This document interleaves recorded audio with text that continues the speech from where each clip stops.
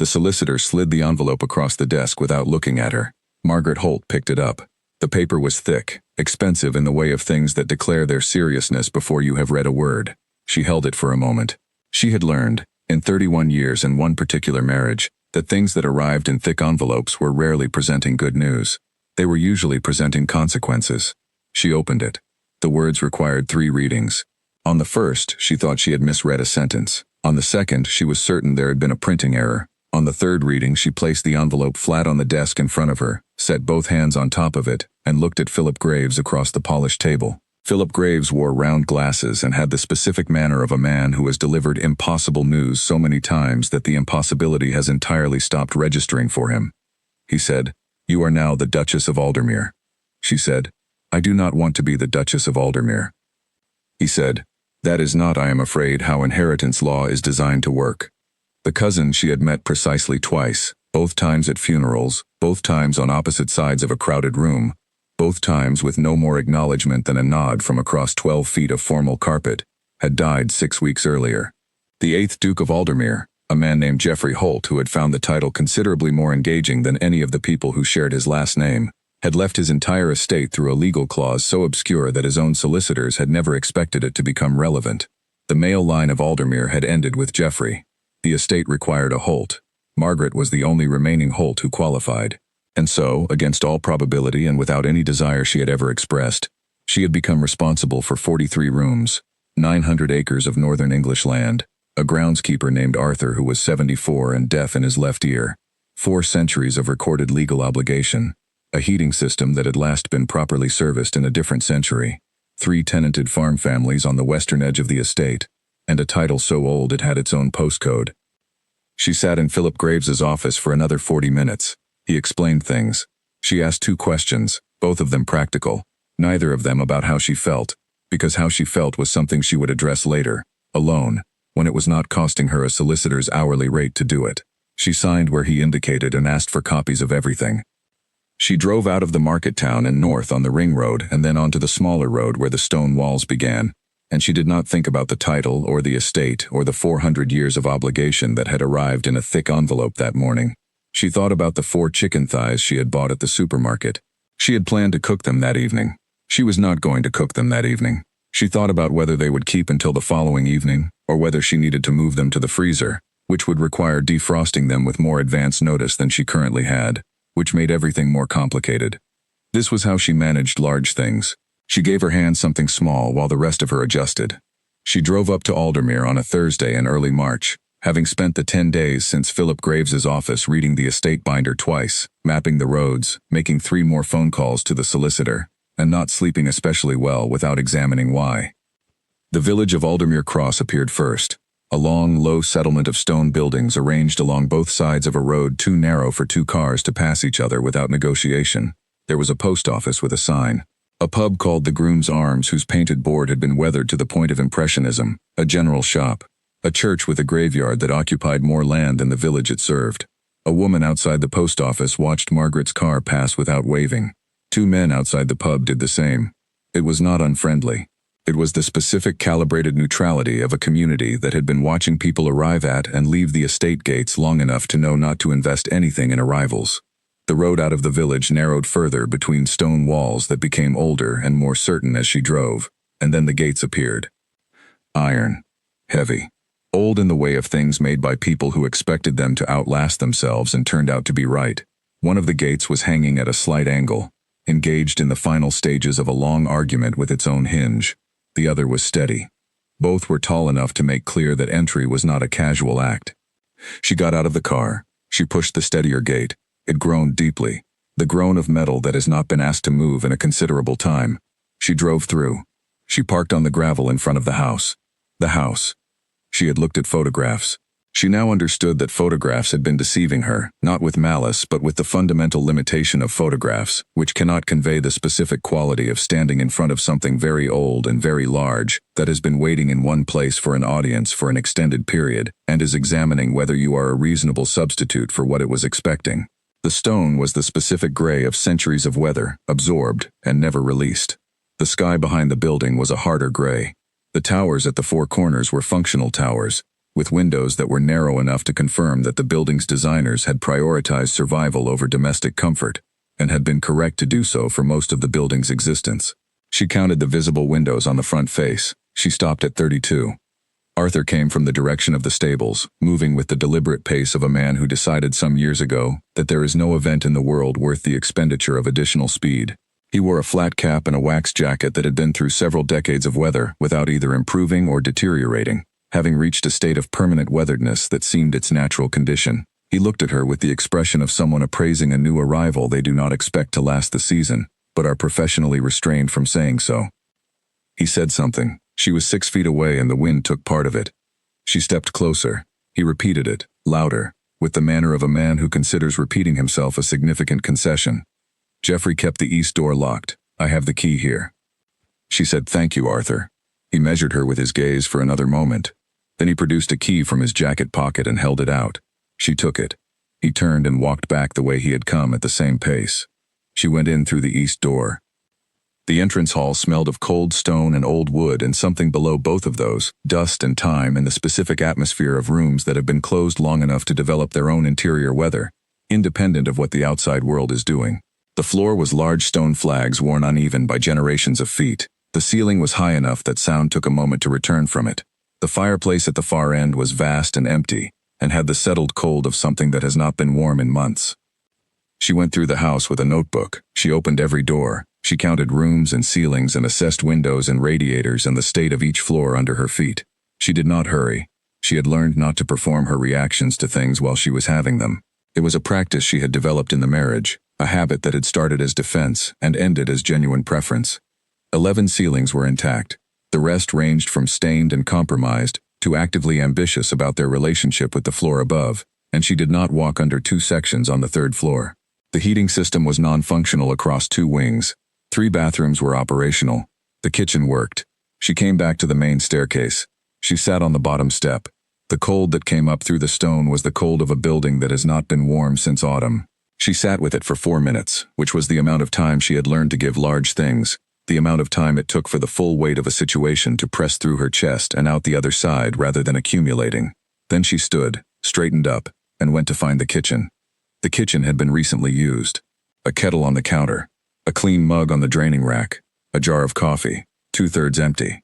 A calendar on the wall turned to October, which was the month Jeffrey had died, and it was now March, and she reached up and turned it to March, and did not think much about the 5 months the calendar had been left at October. She put the kettle on. She found tea. She made a cup and stood at the window and looked out at the kitchen garden. The garden was a winter ruin, dead stalks and collapsed netting, and the brown remnants of things not harvested in time. But where the debris was thin enough to see through, the soil underneath was dark and dense and clearly good. Someone had built that soil over many years. It had simply been neglected, not destroyed. The soil was the first thing she could actually use. She found Arthur in the stables, surrounded by tools arranged with the precision of a man whose relationship with his equipment is one of the more reliable things in his life. He was oiling a harness attached to no animal, which he maintained regardless. She said, "The kitchen garden soil. What is its condition?" He said, without looking up. "Hasn't been worked in 2, maybe 3 years, but it was always good soil." She said, "Thank you." She went back inside. She worked through the afternoon with the notebook. She found the 1 bedroom on the 2nd floor where the ceiling was sound, the window fit its frame, and the radiator, when she bled it, produced heat. She brought her bags in from the car. She made the bed with the sheets she had brought because she had been realistic about what she would find. She put her kettle and her tea on the windowsill. In the morning she drove 12 miles to the hardware store. She bought work gloves, a soil testing kit, a set of hinges. She started with the gate. The gate was one problem. She could finish it in a day. She needed, right now, something she could finish. The village watched her in the way that English villages watch new arrivals who have not yet demonstrated whether they intend to stay. Through net curtains, through the specific quality of a pause in conversation when she entered the post office, through the precision of a greeting that was technically correct and contained not 1 degree of warmth, which was different from rudeness and in some ways more difficult to navigate. Eleanor Beale ran the post office with the authority of someone who understood that information flows through that counter before it flows anywhere else in Aldermere Cross, and who exercised that position with full awareness. She was compact, precise, around 60, and she wore reading glasses on a chain. On Margaret's second visit, she told Margaret the estate had been a source of community concern for some years. She said it carefully. The meaning beneath it was less careful. Margaret said, "I expect it has been." Eleanor Beale looked at her over the glasses for a moment. She sold her the stamps. Philip Graves had sent the binder, 4 inches thick, 11 years of accounts, maintenance records going back further, outstanding legal obligations, tenancy agreements for the 3 Western farm families, and at the very back, on a single page, in Jeffrey's handwriting, "I am sorry I let it go so far." She read it twice. She had expected to feel something about Jeffrey she could identify. What she felt was closer to recognition than grief. She understood what it meant to let something go further than you intended, because you did not know how to hold it correctly. She understood it from living it rather than from reading about it. 4 years married to a man who was very good at making her feel that her instincts were wrong and her ambitions were too large for her capacity to deliver them. She had come out of it smaller than she went in. She had spent 2 years in a flat in Coventry, working her council job, keeping everything controlled and manageable, telling herself this was preference when it was actually the careful posture of someone who has been told often enough that they were wrong, that they have stopped trusting their own sense of direction. She had driven up to Aldermere anyway. She had started with the gate. The gate took most of a Tuesday morning. Arthur appeared without being asked at the point when she needed a second pair of hands to hold the bracket, did what was needed, and left without acknowledging that he had been involved. By afternoon, the gate swung cleanly on both hinges. She pushed it back and forth twice. She went inside. She ordered seeds in April. She planted the kitchen garden beds herself, kneeling in the early morning before the light was full, pressing things into soil that Arthur had turned for her without discussion. She found one morning that he had reglazed the cracked cold frame panel without mention. She left a note. He did not refer to it. She did not refer to it. This became the grammar of their communication. She drove out to meet all 3 tenant farming families in the same April week, sitting in their kitchens with tea she did not always want, listening carefully and writing down everything. She told each family clearly what she could commit to now and what she could not commit to yet, and this distinction, between now and not yet, was received by people who had been given vague reassurances by landlords for too long, as a significant form of respect. Philip Graves came up in May and looked at the quarterly accounts she had prepared and said, carefully, that she had reversed 3 of the deficit lines in 8 weeks. She said, the soil was always good. He was not sure if she meant the garden. She meant the garden and also something larger, which was that a place built well and then let go could come back, if someone was willing to start from what was actually there rather than from where they wished they were starting. She went back to work. The arts residency had been her 3rd significant undertaking after the gate and the kitchen garden, following the first 2 months of account management, and the repairs to the most compromised windows on the 2nd floor, and the replacement of a section of water pipe in the east corridor that had been failing since at least 2019, according to what maintenance records existed. By the time the residency was ready to be acted on, she had been at Aldermere for 5 months, and had fixed 17 things, and had 31 more on a list, organized by urgency and cost, which was how she approached problems that were large enough to feel impossible, by making them into lists that could be moved through one item at a time. She had found the East Wing properly on a Tuesday in August. She had been through it before, in the first week, as part of the systematic room-by-room accounting she had done with the notebook. But on this Tuesday afternoon in August, she stood in the largest of the East Wing rooms, and did not move on. The windows were taller and wider than anywhere else in the building. The plasterwork on the ceiling and the upper walls was original, intact, and detailed in a way that said someone had cared about the making of it and not merely about the fact of having it done. The light that came through those windows in the morning, she understood from standing in the afternoon version of it, would be a particular and irreplaceable quality. She went back to the notebook. She wrote, East Wing Studios, Residency Program, 4 units. She worked with a contractor named Bill Harvey from the next village, who worked at the pace of a man who does not believe in cutting corners even when no one is watching, which is the only trustworthy kind of contractor, and also the most frustrating kind, when time is a factor, which it generally was. He converted the dressing rooms adjoining the 4 large East Wing rooms into compact but functional kitchens and bathrooms.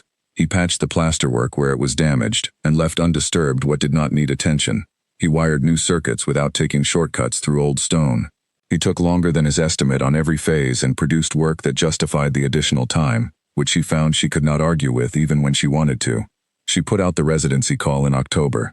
She was specific about what it offered, and equally specific about what Aldermere was, which was a working estate in a real community rather than a retreat isolated from one. She rewrote the paragraph about the community 4 times before she was satisfied that it said what she meant rather than what sounded good. 47 applications arrived. She read every one of them and took notes on all of them and chose 4. Fiona Clark arrived in January. Sculptor, late 30s, with a way of walking through rooms as though she was measuring them with something other than her eyes.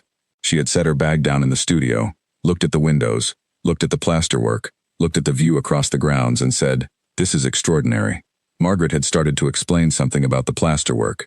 Fiona had said, "I meant what you have done with it." Margaret had made tea. Gerald arrived the following week. A painter in oils, quiet in a way that had made her check twice in his first fortnight that he was still there. A ceramicist named Ruth came in February, whose laugh went directly through walls and could be heard from the kitchen garden on a still morning, which Arthur noted once without judgment and never mentioned again. And Elaine arrived in March, a writer who kept unusual hours, and whose light in the East Wing burned past midnight most evenings. She apologized for it the first time she saw Margaret in the corridor at a late hour. Margaret told her it was unnecessary, because the lights in the East Wing were visible from the stable yard at night, and she had always found a lit window in a dark building one of the more reassuring things in the world. Elaine looked at her with the particular attention that writers give to people who have just said something they intend to keep. The village had opinions about the residency. Some were positive. The residents bought locally, ate at the groom's arms, spent money in the shop, asked questions about the area with genuine curiosity rather than performed interest, and brought a visible kind of life to the estate grounds and the road to its gates. Others were not positive. Colin Ashford, who ran the feed merchant at the north end of the village and had opinions that were generously proportioned in relation to their usefulness, said at the March Parish Council meeting that he was concerned about the character of the estate changing. Margaret said, from her chair, 2 seats down the table from him, "The estate had no functioning purpose for 4 years. I am giving it one." She said it at the same level as everything else she said, which was neither raised nor softened. Colin Ashford looked at his agenda sheet. The meeting moved on. She did not enjoy confrontation. She had become considerably better at it than she had once been. After 4 years of being told her judgment was unreliable, she had developed a particular quality of clarity that was not aggression, but was also not accommodation. The housing was the most complicated project. 3 cottages on the southern edge of the estate grounds, built for farm workers in a period when the estate employed more of them than it now did, had stood empty for years. 2 roofs were failing toward structural rather than merely cosmetic. She proposed converting all 3 into affordable long-term tenancies for people already on the local housing register, prioritizing people from Aldermere Cross and the surrounding area. Philip Graves had said, with the careful accuracy of a man doing his job correctly, that she was aware she could let those properties at market rate and considerably improve the estate's income position. She had said she was aware. He had waited for more. She had said, "Please proceed with the affordable tenancy paperwork." He had proceeded. 3 families moved in across 2 months. A couple in their 60s who had lived in Aldermere Cross their whole lives, and whose children had been trying to find somewhere to rent nearby for 3 years without success. A young woman named Kate, with a 4-year-old, and a part-time job at the primary school in the next town, who had been commuting from 12 miles away, because there was nothing affordable closer. And a retired man named George Pennick, 68, who had spent 40 years in agricultural maintenance and who, Margaret discovered when she came to fix a dripping tap in his kitchen 2 weeks after he moved in and ended up staying an hour because the conversation was useful, had spent most of those 40 years working on exactly the category of machinery currently sitting unused and increasingly compromised in the eastern barn of the Aldermere estate. She mentioned this to Arthur. Arthur said, without pausing in what he was doing, "I know. I asked him to look at the old harrow 5 days ago." She said, "Did you tell him he would be paid for his time?"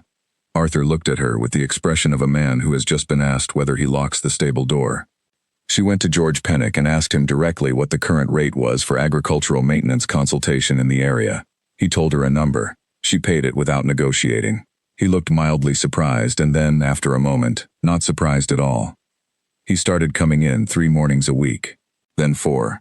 He and Arthur built a working partnership around the barn machinery and the yard equipment, and eventually the estate's general maintenance operations. A partnership that communicated primarily through tools being returned to the correct place and problems being identified clearly, without either dramatization or minimization. Margaret found this partnership reassuring in the way that she found all properly functioning relationships reassuring, which was to say it was reassuring in the specific way of something that works because it is designed correctly, rather than because anyone is performing effort at it. She started a legal advice clinic in the Great Hall in October. The idea came to her on a drive back from Philip's office in September. The thought that the Great Hall was being used once a month for a community meeting, and could just as easily be used once a month for something more immediately useful to more people. She had called a solicitor named Claire, who practiced family and tenancy law at a firm in the market town, and asked if she would come and run a free clinic on the third Saturday of each month. Claire had asked 2 practical questions about the space and logistics and said yes. The first clinic had 11 people. The second had 23. By February, Claire was bringing a junior colleague, and by spring there was occasionally a short queue, which Margaret addressed with a table outside the hall door, a thermos of tea, and chairs she set up before anyone arrived. The people who came had real problems. A woman in her 70s who did not know whether her landlord could legally refuse to renew her tenancy agreement. A man who had been waiting 3 years for a benefits appeal decision that had been repeatedly deferred without explanation. A family dealing with a landlord who had stopped responding to maintenance requests and who needed to know what their options were without making things worse. A retired man who had not made a will because he had never quite believed he owned enough to justify the formality of it, who spent 40 minutes with Claire and left with an appointment to come back the following month with the documents. Claire told Margaret once, over tea after a long Saturday clinic, that the Aldermere third Saturdays were the most useful work she did with her month. Margaret said, "I just provide the room." Claire said, "And the shortbread." Margaret said, "The shortbread matters." It did. The quality of the shortbread had not varied in 11 months, which was because she had been making it from the same recipe since she was 22, and had never found a reason to adjust it. In April, Eleanor Beale came to the clinic. Margaret saw her arrive and said nothing. Eleanor Beale was a private person in the specific way of someone whose professional position required knowing a great deal about other people's private affairs, and who maintained a clear and principled boundary between that knowledge and anything about herself. She came in. She sat at the table with Claire. She stayed for 40 minutes.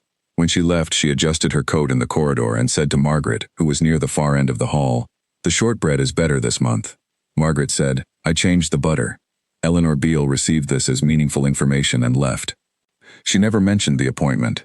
Margaret never asked. The Thursday bus route was reinstated in June. It had been cut 2 years earlier in a budget round that had been presented as a temporary measure, and had then continued to be temporary for long enough to stop feeling like it. The campaign to restore it had involved 2 community meetings, a letter to the county council signed by 41 residents, and 1 meeting with a transport officer who had decided in advance not to be moved and discovered, at around the 40-minute mark, that he was being moved whether he had decided to be or not. The letter was Margaret's idea and Eleanor Beale's drafting, a collaboration that had arrived at itself without ever being formally proposed or discussed, which was the way their collaborations tended to arrive. The week the bus began running again, an 83-year-old woman named Iris, who lived in the far end of the village and whose daughter in the market town could not always drive to collect her, got on the bus on Thursday morning and went to a doctor's appointment for the first time in 2 years. Eleanor Beale told Margaret this the following Saturday at the post office counter, framed as a piece of information, in the tone Eleanor used for facts she considered important enough to pass on without editorializing. Margaret thanked her and drove home and stood at the kitchen window for a while. The magazine feature came out in September, 4 pages in an architecture and interiors publication, written by a journalist friend of Fiona Clark's who had visited the residency in August. 2 photographs, the walled garden in high summer, the beds full and the stone edges visible through the growth. The east wing exterior at dusk with a lit studio window in the upper section. Margaret read it. She read it twice. She thought the journalist had understood something about the place, and had written toward what she understood rather than toward what would photograph well, and she found this to be an unusual quality in that type of piece. She did not know, setting it on the kitchen table, that it was being read in New Zealand. She did not know that a man who had spent 15 years building a different life 12,000 miles away would read the word Aldermere in print and read it again, and put the magazine face down and pick it up again. She did not know he would book a flight the way you pull at a thread you have been not pulling at for longer than is strictly rational. She was thinking about the spring planting schedule. She went to bed. The man who arrived at the Aldermere gate on a Tuesday morning in October drove a gray Vauxhall that had been rented by someone who gave car rentals a minimum of thought. He had parked outside the gate and then stayed inside the car for 4 minutes before getting out, which Margaret did not know because she was in the kitchen garden at the time and could not see the gate clearly from there, but which she would learn about later and which she would think about more than once. She heard the car on the gravel and stood up from the south beds, where she had been pulling the last of the late-season courgettes that had produced everything they had, and were now at the end of themselves, and she looked toward the house. A gray car, engine off, no one visible. She waited. The car did not move. After 4 minutes, she pulled off her gardening gloves and walked toward the house. The driver's door opened when she was about 15 feet away. The man who stepped out was tall. He wore a jacket that had been expensive and was now in the specific phase of having been genuinely used, which was a different quality from being worn out and generally more trustworthy. He had dark hair kept practically, and the face of someone who has made a significant number of decisions in weather that did not care about the outcomes. He stood beside the car and looked at the house in the specific way of someone looking at something they have a complicated history with, which is different from every other kind of looking because it is slower and more still. He turned and saw her standing in the garden. Neither of them moved for a moment. She said, "James Cavendish Holt." It was not a question.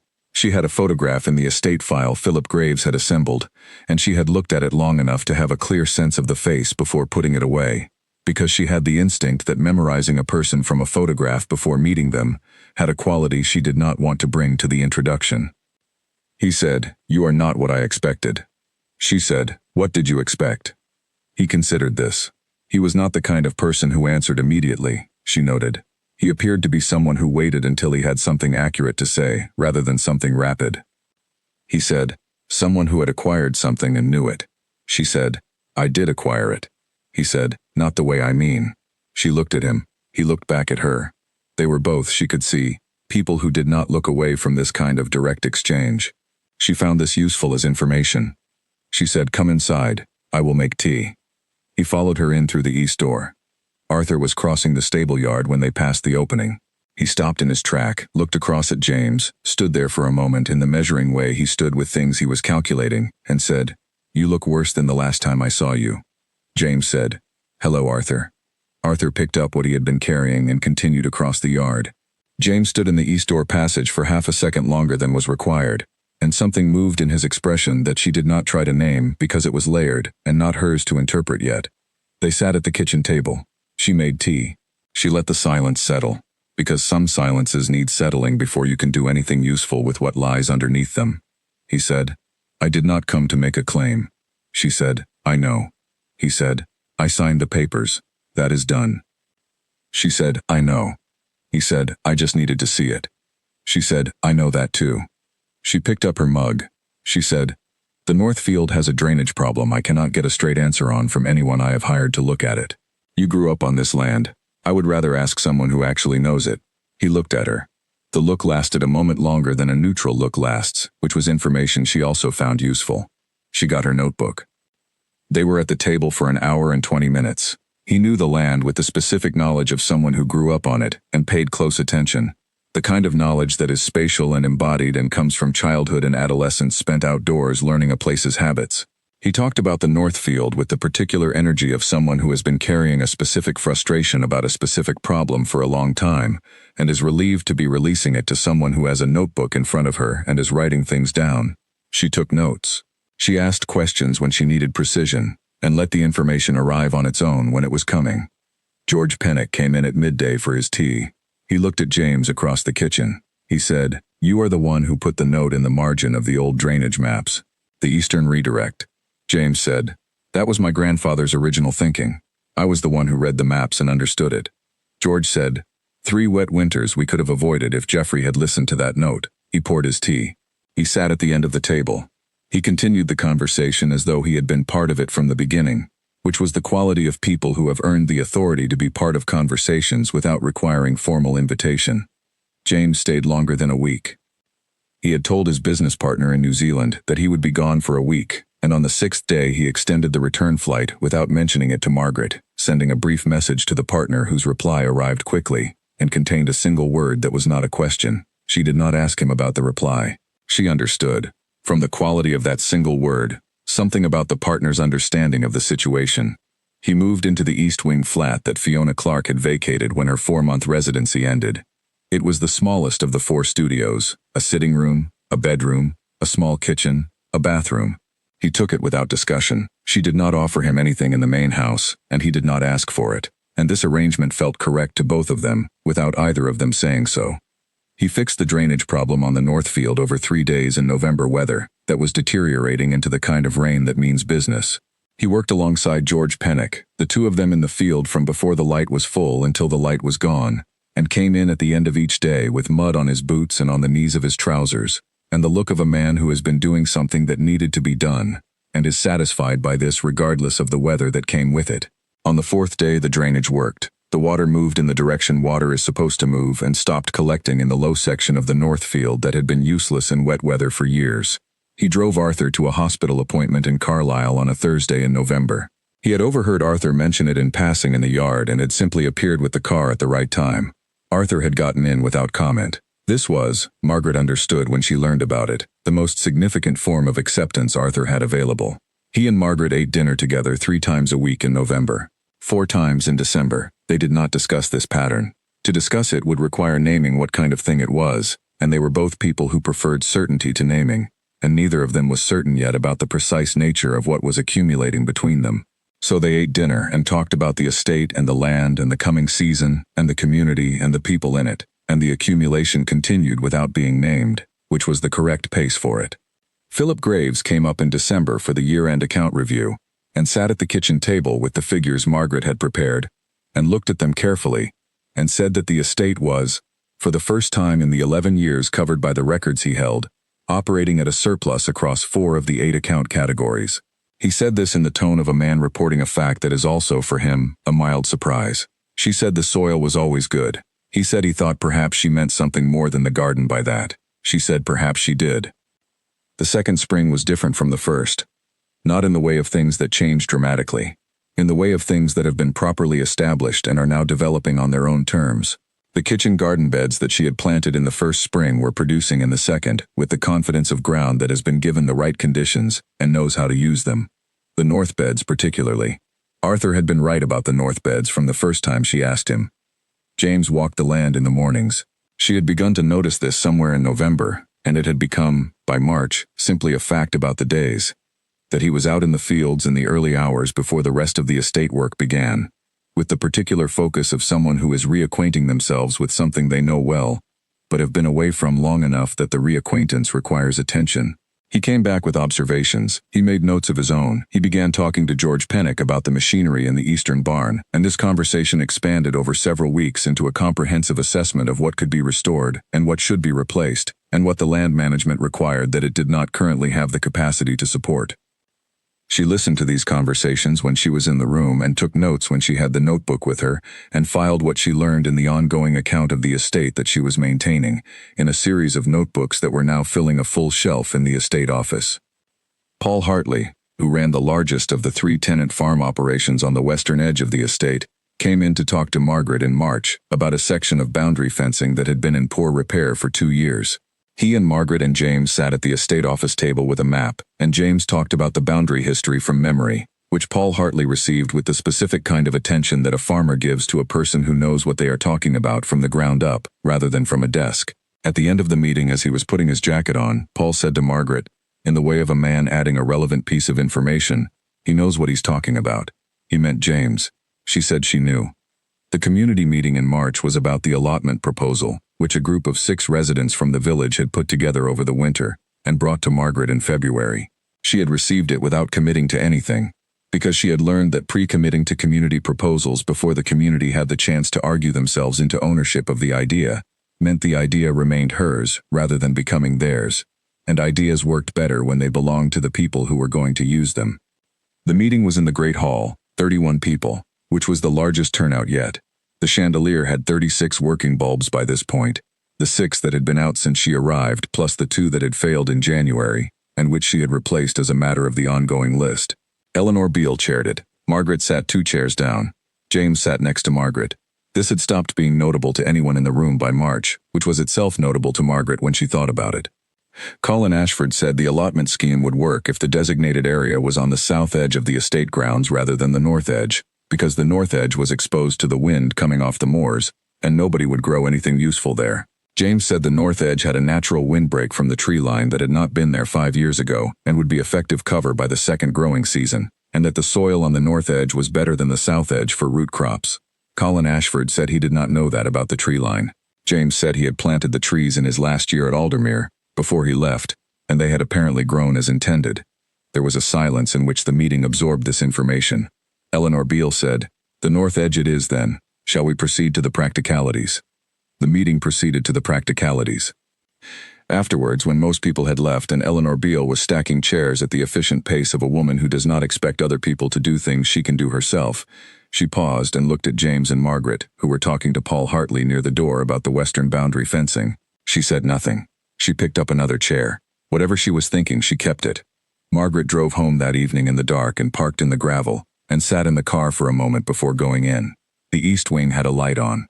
Ruth, the ceramicist, whose residency had extended into a second term, who made things that had the quality of being surprised by their own beauty.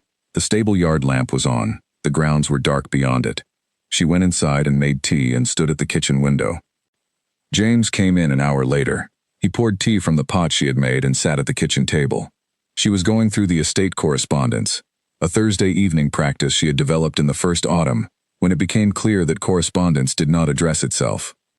He said, "I planted those trees at 22 years old because I was planning to be here at 38 to see them useful." She looked at him. He said, "I was not here at 38 to see them." She said, "You are here now." He said, 15 years late." She said, "You planted them before you left. They grew. They are still doing what you planted them to do." She looked at the correspondence in front of her. "That counts." He was quiet. She said, "Every part of this estate that was let go still had what it needed underneath. Jeffrey let it go. The capacity was still here. It only needed someone to attend to it." She looked up. "You built things in New Zealand for 15 years. The experience of building things is not wasted when you bring it somewhere else." He said, "That is a generous interpretation." She said, "It is an accurate one. I am not generous about inaccurate things." He looked at her for a moment in the particular way that had become familiar over the months, the way of a person who is finding something he had not expected to find, and is not entirely sure yet how to account for it. She went back to the correspondence. He drank his tea. He did not leave the room. The north field, that winter, drained properly for the first time in 30 years. The water moved the way water moves when the ground beneath it has been shown the right direction, steadily, without the winter collection in the low section that had cost Paul Hartley 2 weeks of usable pasture every wet year. George Pennock mentioned it in passing to Margaret on a February morning as a fact. She wrote it in the notebook. Some things deserved the record. Philip Graves managed the joint stewardship documentation with the thoroughness he applied to everything, which was the thoroughness of a man who has seen enough situations collapse in the absence of proper paperwork that he now applies proper paperwork to everything, including situations where the people involved seem unlikely to disagree about anything significant. He drove up from his office in the market town more often than he had in the first year. Margaret noted this without comment. There was more to manage. There was also something else. Philip Graves had stopped treating the Aldermere estate as a professional obligation, and had started treating it as a place worth the drive, which was a different relationship, and she was glad of it without making anything of it. The paperwork took 8 months. Joint stewardship, with defined areas of responsibility and shared authority, and a 5-year review clause. The kind of legal architecture built for 2 people who need to make consequential decisions together, and neither of whom is interested in spending their energy fighting about who has the final word, because there is too much actual work to do with that energy. Margaret had drafted the original proposal over a cold December afternoon in the kitchen garden, sitting on the wall of the south bed with her notebook, her breath making small clouds. She had gone inside and typed it up and emailed it to Philip without explaining how long she had been thinking about it, which was 6 weeks, or why she had been thinking about it in the kitchen garden specifically, which was because she thought more clearly outdoors in cold air than anywhere else, which was a fact about herself she had discovered at Aldermere and had not known before. Philip showed it to James. James read it for a long time. Philip reported this to Margaret by telephone. Then he said James had said yes. Just yes. She went back to the kitchen garden and stood in it. James's consultancy became the Aldermere Estate's Sustainable Land Management Advisor in February of the 2nd year. This had been Margaret's proposal, offered across the kitchen table one evening in January, when she had also been finishing a funding application for the residency program, and was monitoring the wood burner. She had said, simply, that he knew sustainable land management in a depth she did not, and she knew estate administration in a way he did not, and it was a waste of complementary capacity for either of them to perform knowledge in the other's area. She had passed him 2 pages of notebook paper with a proposal on them. He had taken them.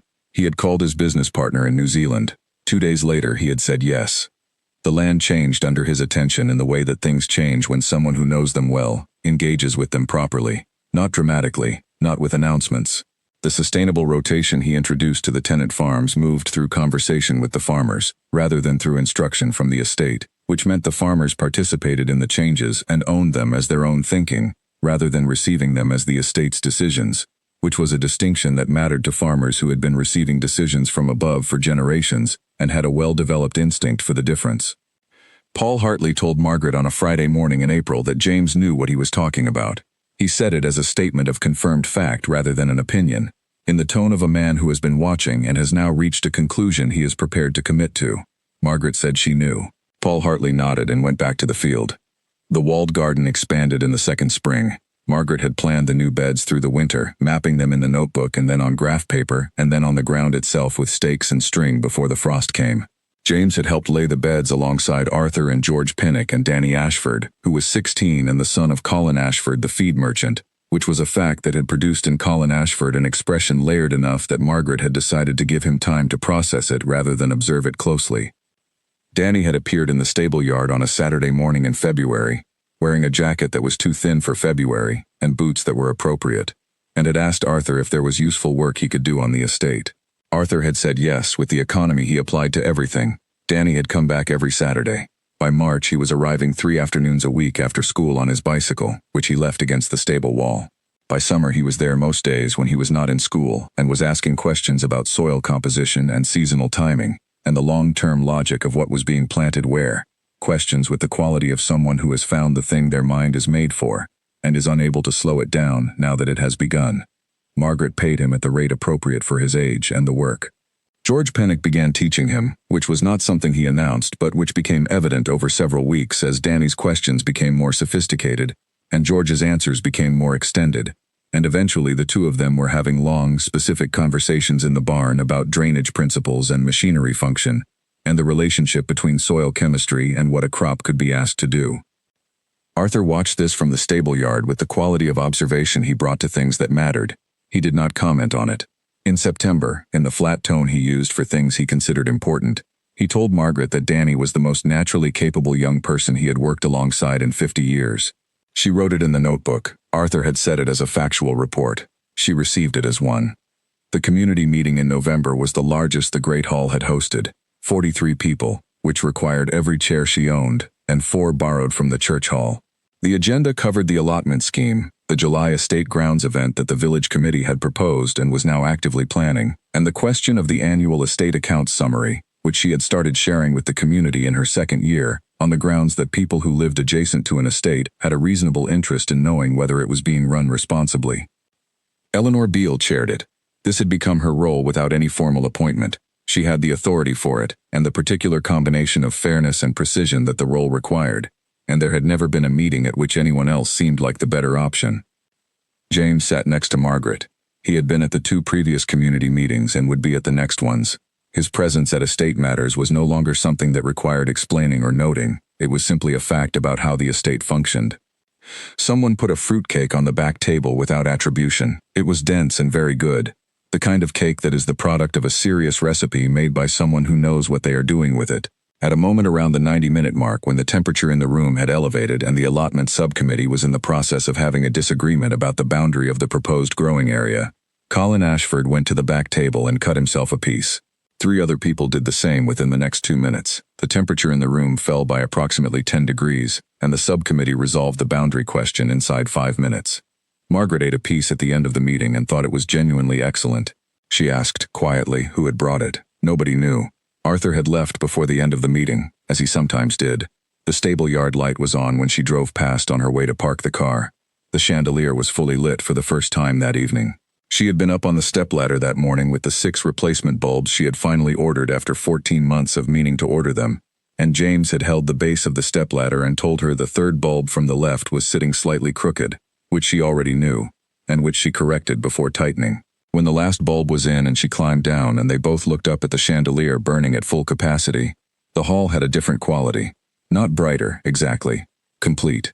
The light it was built to produce rather than the partial version of it. Arthur had appeared in the corridor doorway at some point during this, standing there for a moment before either of them noticed him. He had looked up at the chandelier and said, "It looked like that when I was a boy." Then he had walked back down the corridor. James had looked at the chandelier for a long time after that. Margaret had put the stepladder away and let him look. The second year's residency cohort had included a watercolorist named Harriet, who had arrived in September, and who kept early hours and produced large, quiet paintings of the estate grounds in different light that were, in Margaret's private assessment, among the best things she had seen made anywhere. Harriet had told her in November that the morning light across the Aldermere grounds in late autumn was the best working light she had encountered in 20 years, and that she intended to apply for an extension. Margaret had approved the extension the same week. Claire, the solicitor who ran the monthly legal clinic, had brought a colleague to the December clinic for the first time to help manage the volume, and the two of them had seen 19 people across the day, which was the highest number yet. Claire had stayed for tea afterwards and told Margaret that she had recommended the clinic to two colleagues in adjacent areas who were asking about establishing similar provision, and that she had described the model as one that worked because of the combination of regularity and proper space, which Margaret took to mean the shortbread was also a factor, but that Claire was being professionally restrained about this. Iris, the 83-year-old woman from the west end of the village, had started coming to the clinic every 2 months. She had, over the course of the year, resolved a tenancy issue that had been causing her significant distress, and she had made a will. She had also started coming to the community meetings in the Great Hall, which she had not been able to attend before the Thursday bus route was restored. She sat at the back row and did not say very much, but had the quality of someone who is fully present in a room, which was its own kind of participation. Margaret thought about this sometimes, about what access meant, about how many irises there were, in how many places like Aldermere Cross, for whom the presence or absence of a bus on Thursday was the difference between being part of things and not. She thought about it and then went back to the correspondence, because thinking about it was one thing, and making things better was the other, and the correspondence was the mechanism through which things got better. James found her at the estate office desk one evening in early December, and asked if she had eaten anything since the morning. She said she had eaten something at midday. He said, "It is 7 in the evening." She said, "I am aware of the time." He went to the kitchen and came back with 2 plates and set one in front of her. She ate without breaking the correspondence review. He sat across from her with his plate and read through the latest report from Paul Hartley's farm, which he had been waiting for. They ate in silence for a while. Not an uncomfortable silence. The silence of two people who have been in each other's company enough that silence has become as useful as conversation. He said, "You have been at this desk since 3. She said, "I know, the correspondence does not review itself." He said, "It will still be there tomorrow." She said, "So will I." He looked at her in the way that had become familiar. The long, considering look of someone finding the thing he had come to find and still being slightly surprised by it. She finished the plate. She thanked him. She went back to the correspondence for another 40 minutes and then decided he was not wrong about tomorrow. She went to bed. He turned the lights off in the estate office before he went back to the east wing. The evening arrived slowly in December, which was what December evenings in the north did. The light was gone by 4. The fields disappeared into dark beyond the windows. The house drew its warmth inward toward the rooms where fires were burning and radiators were producing heat, and the stone of the walls held that warmth in the way that stone holds everything it receives, thoroughly, without drama, for a long time. Margaret was at the kitchen table when James came in from the late afternoon. She heard his boots on the passage stone, the specific rhythm of his step that she knew as well now as she knew the sound of the house itself. She heard the jacket go on the right hook. These were facts about her days that had arrived without announcement, and were now simply the texture of them. He poured tea from the pot she had made an hour ago. He sat down across from her. She had the notebook open and was working through the spring planting schedule, making decisions about the allium placement in the south beds and the timing for the first sowings in the new cold frame sections. He said, "Paul Hartley came by this afternoon. He wants to push the east section rotation by 2 weeks." She said, "He mentioned the idea to me on Thursday. I told him the soil implications were your territory." He said, "We talked about it. It is the right call." She wrote it down. He watched her write. He had been doing this across 8 months now, watching her take notes at this table, or the estate office desk, or the small table in the east wing corridor that she used when she needed to be near the studios but not in them. She was aware of his watching with the specific quality of awareness you develop when something has been part of the daily pattern long enough to become indistinguishable from the pattern itself. The wood burner held its even level of heat. Outside, the wind that had been building since midday tested the windows. The house did not respond. 400 years of wind. The house was not impressed. He said, "Can I ask you something?" She looked up from the notebook. He said, "The first day, when you arrived here, what did you actually think?" She put her pen down. She did not answer quickly, which was not hesitation but the habit of someone who prefers an accurate answer to a fast one. She said, "I thought about the 43 rooms. I counted 32 windows on the front face before I decided I had enough of the picture. Arthur handed me a key without looking at me and walked away, and that told me several things at once. I went through all the rooms with a notebook. 11 ceilings, 1 warm radiator. I sat on the bottom of the main staircase for 4 minutes and let the weight of it move through me. Because that is how I manage large things.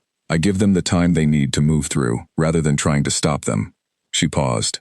"Then I found the kitchen and made tea, and stood at the window and looked out at the kitchen garden. It was a winter ruin. But the soil underneath was good. You could see it where the dead material was thin. I went and asked Arthur about it and he confirmed it, and I came back inside and opened the notebook to a new page. He said, 'That is still not entirely what I was asking.'" She looked at the table between them. She said, "I know." He waited. She said, "I had spent 4 years in a marriage that was systematically engaged in convincing me that my instincts were wrong, and my ambitions were larger than I had the capacity to deliver on. I came out of it considerably smaller than I went in. After that I built a life in Coventry that was carefully controlled and carefully manageable, and I told myself for 2 years that this was what I preferred, that the small life was the intelligent response to what had happened. It took me an embarrassingly long time to understand that what I was actually doing was being afraid, not of failure specifically, of wanting something large enough that losing it would be devastating." He said, "And Aldermere is large." She said, "Aldermere is very large, and the morning I arrived at this gate and pushed it open and it groaned and I drove up the drive and got out of the car and stood in front of this house, I was frightened of it in that exact way, not of the work, of what would happen to me if I began to want it and then it was taken away, or collapsed under me, or turned out to be the wrong size for my actual capacity after all." He said, "But you started with the gate." She said, "I started with the gate, because the gate was one thing and I could finish it in a day and no one could undo it once it was done. And then I started the garden because the soil was there and it was real and good and I could test it and measure it and know what I had. And each thing followed from the previous thing, and each thing I finished was something that could not be taken back." She picked up her tea. "It turned out that is also how you build something large. You do not build it large. You build each piece correctly, and the largeness is what happens when the pieces accumulate." He was quiet. He was looking at her with the quality of looking he had brought to things since he arrived, which was the quality of a man who has found something he was looking for, and is still slightly surprised to have found it. He said, "I left because Jeffrey refused to hear any of it. He wanted the estate to be preserved, which to him meant unchanged, which meant that anything I proposed that was different from how it had always been was automatically a form of disrespect toward the history of the place. He could not understand that respecting something and caring for it in the way it actually needed to be cared for were the same action. He thought they were opposed." James looked at the table. "I argued with him for 2 years. I was 20 and 21 and 22, and I had grown up on this land, and I understood it from the ground up, and he would not hear it. And eventually I could not live in the house with him anymore, and I left." She said, "And then?" He said, "And then I spent 15 years in New Zealand building something from nothing. Clean start, no history, no complicated inheritance. I thought that was the stronger version of what I had wanted to do here, starting fresh somewhere, with none of the weight attached to it." He paused. "I was there for 5 years before I admitted to myself that it was also easier. And I was there for 10 years before I admitted that easier is not the same as better. And I was there for 15 years before I read that article in the magazine, and picked it up and put it down, and picked it up again and booked a flight." She said, "What made you pick it up the second time?" He said, "The photograph of the garden. The soil quality was visible even in a photograph. And I thought, someone who can read soil quality and understand what a garden needs is not a person who has arrived somewhere accidentally." She looked at her hands on the table. He said, "And I thought about who could have arrived at Aldermere and done what I was reading that you had done, and what that person would have had to be like. And I needed to know if I was right about who that person was." She said, "Were you?" He said, "I think so. I am still finding out." Outside, the wind tested the windows again. The house held. She said, "I had a note from Jeffrey. At the back of the estate binder Philip sent, he wrote, 'I am sorry I let it go so far.' That is all it said." He said, "That sounds like Jeffrey." She said, "It was the truest thing he could have said. He knew exactly what he had done. He had known for a long time. He just did not know how to reverse it, and was too proud to ask for help reversing it, and eventually there was not enough time left. He said, 'I should have come back before he died.'" She said, "Probably. But you did not, and he is gone, and the estate is here, and you are here. And the question now is what happens next rather than what was wrong with what happened before." She looked at him. "I have very limited interest in spending time on the accounting of what was lost in the time before things were right. I would rather spend the time on what is available now." He looked at her in the half-second before something resolved. Then he said, "Margaret." She said, "Yes." He said, "I do not want to go back to New Zealand." She said, "I know." He said, "I want to stay here, permanently. I want to work this land and be part of what this is becoming, and I want to be here when it is finished becoming, which I understand means I am committing to being here indefinitely, because it will never be finished." She said, "I know all of that." He said, "Then why have you been looking at your notebook?" She looked up at him. She said, "Page 12 of the Joint Stewardship Agreement already accounts for your continued and permanent presence on the estate." He stared at her. She said, "Philip worded it broadly. I asked him to word it broadly enough to cover all foreseeable arrangements." He said, "I have not read page 12. She said, "You should read your legal documents more carefully. You signed papers without reading them once before, and it cost you 15 years and a good deal of unnecessary distance." He stared at her for a moment that extended long enough to become something else. Then he laughed. It arrived before he was ready for it. A genuine laugh. The kind that does not ask permission and does not arrive already shaped into something measured. It went through the kitchen the way warmth goes through a room that has been cold long enough to have forgotten what warm felt like, thoroughly and all at once. She was smiling. She felt it happening and she did not manage it, because some things should be allowed to arrive on their own terms without management. He said page 12. She said page 12. He said, "What is on page 13? She said, "The dispute resolution clause. You should read that too." He said, "What does it say?" She said that disputes are to be resolved through direct conversation between the parties in the first instance, without the involvement of legal counsel, which Philip was not happy about, but which I insisted on because it seemed reasonable. He said, "That is reasonable." She said, "I thought so." He poured more tea. He set the pot back down. He settled into his chair in the way of a man who has stopped checking whether the place he is sitting is the right one. Outside, the frost arrived at the gravel and found it and settled into it, each piece of stone acquiring a thin, precise, bright edge. The east wing had a light on. Harriet, the watercolorist who kept early hours and who had told Margaret last week that the December morning light across the estate grounds was the best working light she had found in 20 years, and that she was going to need to talk about a further extension. The stable yard lamp was on, casting its usual pool across the cobbles. Danny Ashford had been on the estate until 4 in the afternoon and had covered the cold frames before he left, which meant he had checked the overnight forecast before leaving, which meant he was learning the land the way the land needed to be learned, by attending to what it was going to ask before it asked it. Arthur had told Margaret in September, in the flat, factual tone he used for things that mattered, that Danny was the most naturally capable person he had worked alongside in 50 years of working this ground. She had written it in the notebook. Not because she would forget it, because some things deserved the record of having been said. She thought about the groundskeeper handover that was not yet close enough to worry about, but was close enough to think about. Arthur was 76, Danny was 16. Between those two numbers was a long span full of knowledge moving in one direction, which was the right direction, which was the direction that things moved when a place was being properly attended to, and there was someone coming who was capable of receiving what it had to teach. She thought about what it meant to build something that outlasted your own labor on it. She had started thinking this way without noticing, in the first spring, planting the kitchen garden beds with the instinct of someone who understands that good soil is not about what you take from it in the first growing season. It is about what you teach it to produce over time. She had planted things she would not be the only one to harvest. She had fixed a gate so that the people who came after her would be able to walk through it without effort. James finished his tea. He put the mug down on the table with the particular, settled sound of a person who has found the place where they belong and has, at last, stopped needing to check. She turned a page in the notebook. The south bed allium placement needed a final decision before the month was out.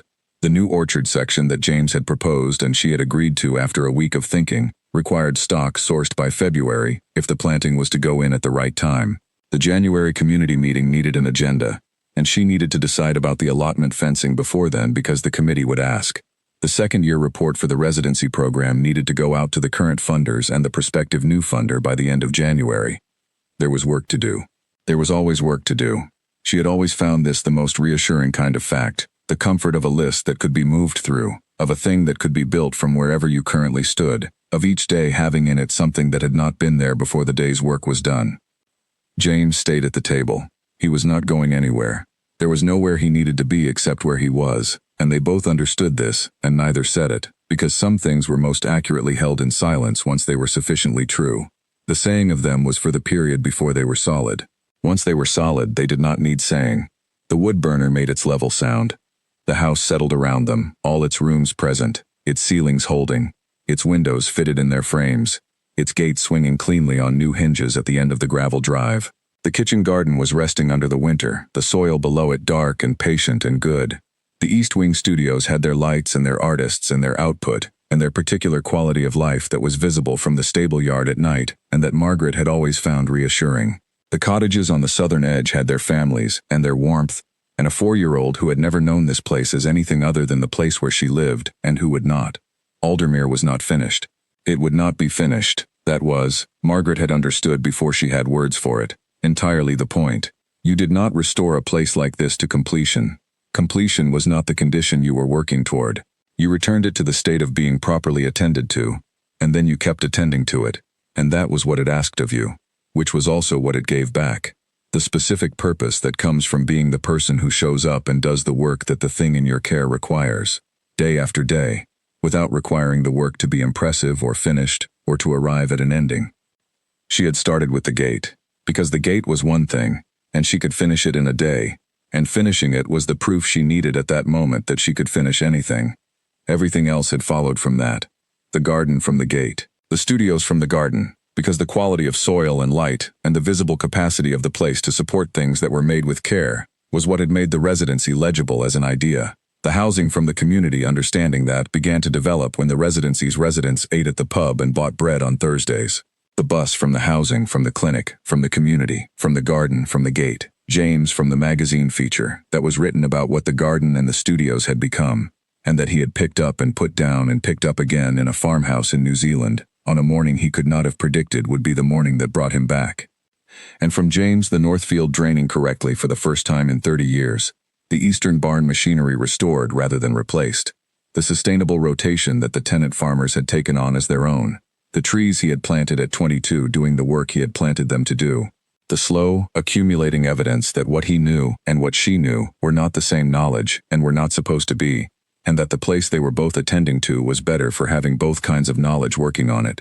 The house stood in the dark countryside, the way it had stood for 4 centuries, patient, stone-built, made for the long work of enduring. It had been built by people who understood that the right stone, correctly placed, could last past anything that happened to the people inside it. It had been waiting, in the way that enduring things wait, not with urgency, but with the specific quality of something that has been built well enough to afford patience. It had found what it was waiting for, not all at once, one piece at a time, the way things are built that are meant to last. She had started with the gate. The rest had grown. That was enough. It was everything.